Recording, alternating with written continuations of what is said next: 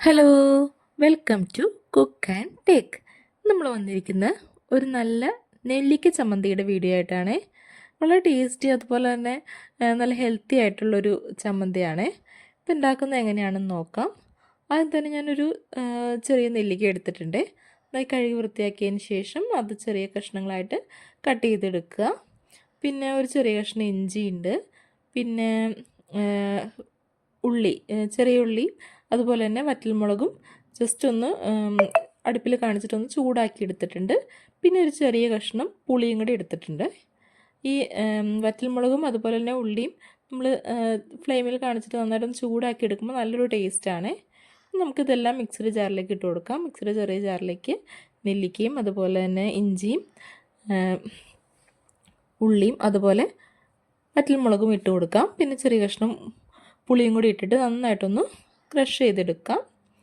ഇത് ക്രഷ് ചെയ്തെടുത്തിട്ടുണ്ട്. നമുക്കിതിനകത്തേക്ക് ഒരു 2 പിടി തേങ്ങ ആഡ് ചെയ്യാം. തേങ്ങ ഇട്ടതിന് ശേഷം നമുക്ക് പിന്നെ അതിനകത്തേക്ക് കുറച്ച് ഉപ്പിട്ട് കൊടുക്കണം. പിന്നെ കളറിന് വേണ്ടിയിട്ട് ഒരു ചെറിയ സ്പൂൺ കാശ്മീരി മുളക് പൊടിയും കൂടി ഇതിനകത്തേക്ക് ആഡ് ചെയ്ത് കൊടുക്കുന്നുണ്ട്.